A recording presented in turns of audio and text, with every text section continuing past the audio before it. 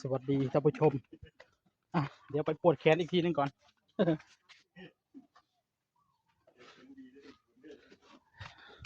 เป็นได้เฮ็ดฮอตได้แล้วทีว่าผมพักเหนื่อยไปแป๊บหนึ่งนะทุกท่านเลยจะมาลุยต่อก่อนอันใดคุณพ่อขึ้นต่อแล้วเนาะมื้อนี้เอาด้านนอกให้มันแล้วเลยพี่น้องเอ้ยคุณพ่อว่าสิเอาให้มันแล้วเลยเอาทีมงานมาเพิ่มเติมแล้วเล่นปูนต่อพี่น้อง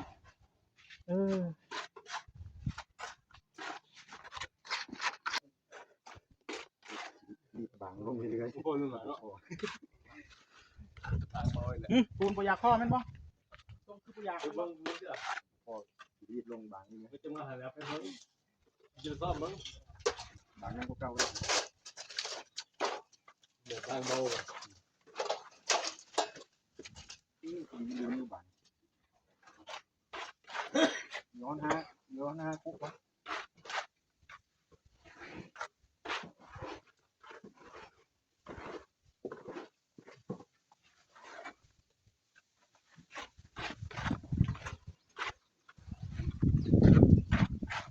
บ้านนั้นเขาแล้วเลยบ่เนาะอันบ้านที่เขาปูกระเบื้องนะไปยืมปูนอีกนะโอ้มันนี่มัน เว้นเบิดแล้วก็ปูนก็ได้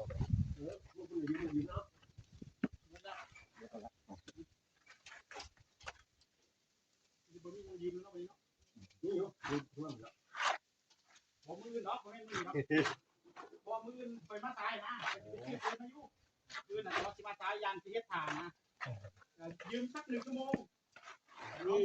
นั่งถ่ายตัว ตอนท้ายทางแล้วมือนะ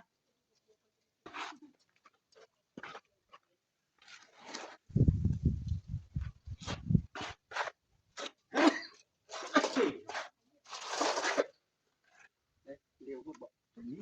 นี่แหละปูสร้างประมาณนี้แหละเลยมันไม่กี่เกียร์ ดูบอกว่าดูบอกว่าอาจจะ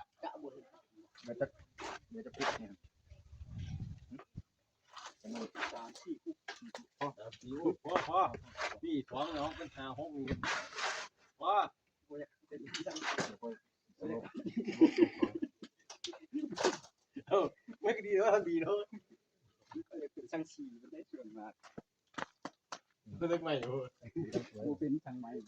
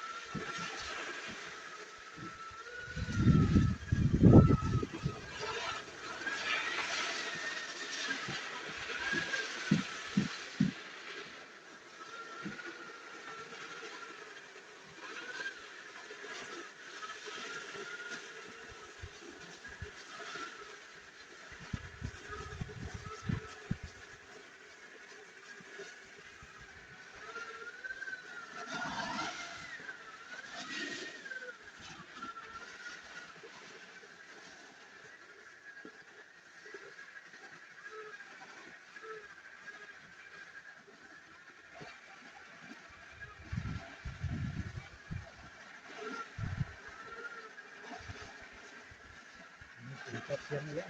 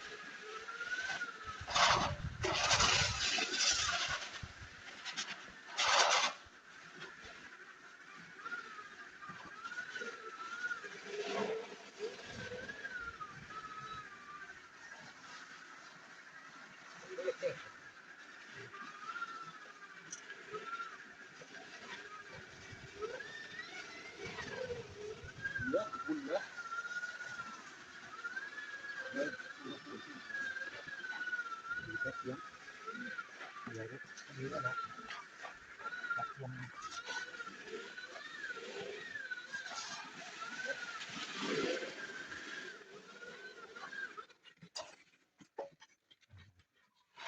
ลงไปมันก็เสียงเครื่องใจเสียงกำลังดีๆแบบนั้นตกใจด้วยแค่ได้เจ้า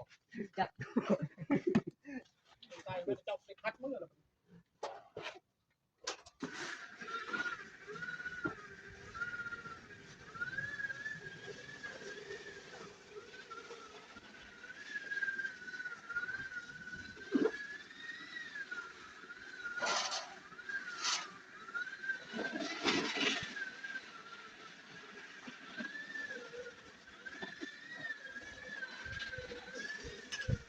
อุ้ยได้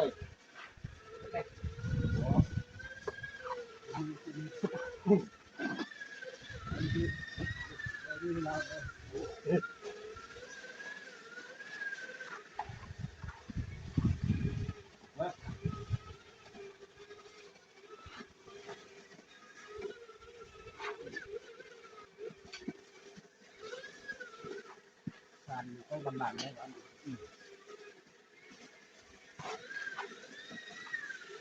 ย่ำเงินหมด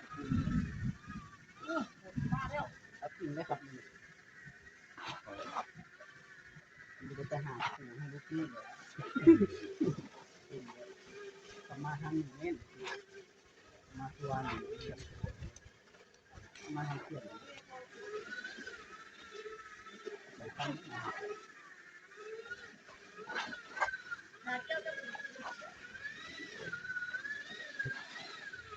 ปดกปีนี้เลยจะหาปลาวัดมากกับอะไรก็ดก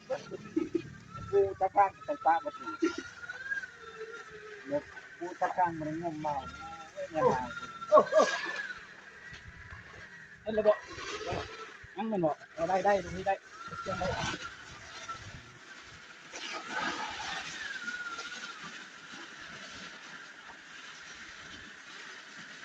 ผมดู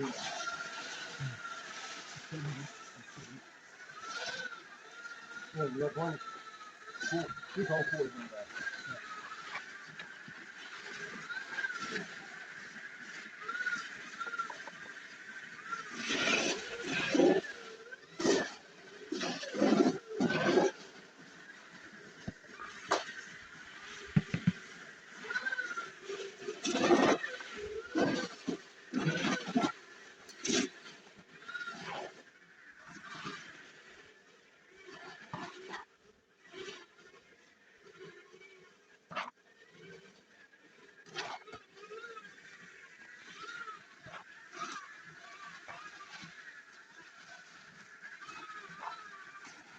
เ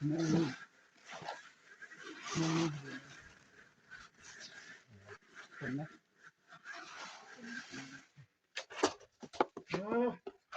ในการขอเลยแล้ว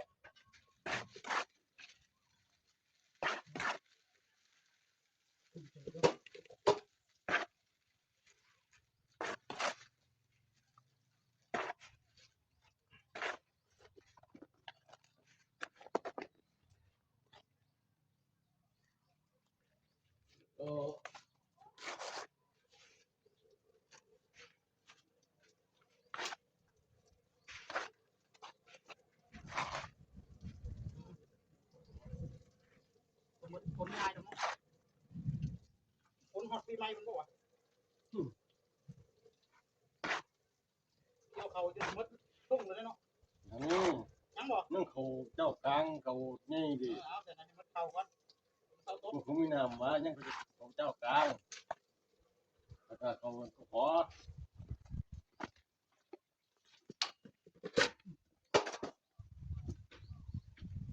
ส่วนนี้ก็พวกเขาดูงูพวกเขาอย่างเงี้ยตอนนี้ก็ได้เดี๋ยวนี้เขาอยู่ไหน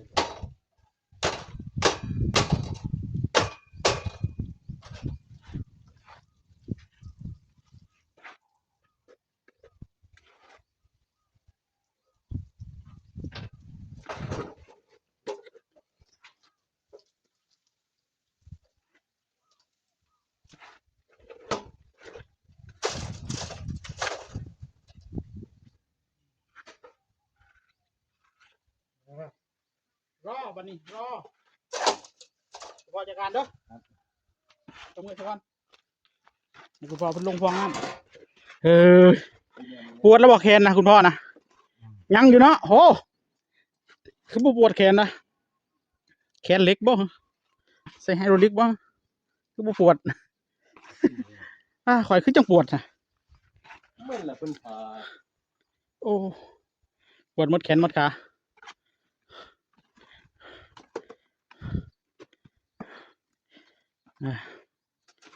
หินหินกราบสรุปบ่ใส่แล้วล่ะน้ำแบบนี้ล่ะง่ายดีเอาให้มันแล้วทาสีงามทีเดียวเลย หินกราบคือสิพูดละอีก20-30 ปีพุ่นละฉาบเลยสุดท้ายบักตอนอันบ้าเครื่องข่อยมันสิคัดบ่ได้ต้องเอาออกมันซะเอายังออกดีว่าไปซับออกด้วยมีดผ้านะเอาผ้ามาทำท่าเอาออกมาดูต่อมาอีกพี่น้องเอ้ยสมมตินี่ก็คือสิได้ขุดเลยเนาะคุณว่าเนาะสมมติเขาสิเทขุดบาทเนี่ยบ่ได้ได้ไหนขาวหญ้าพวกนี้คิดว่าสิกล้าขาวบ่แค่นั้นล่ะกันมีแม่งอันนั้นเนาะขุดควานนะควานจามออกเลื่อยบ่ได้ถึกดิน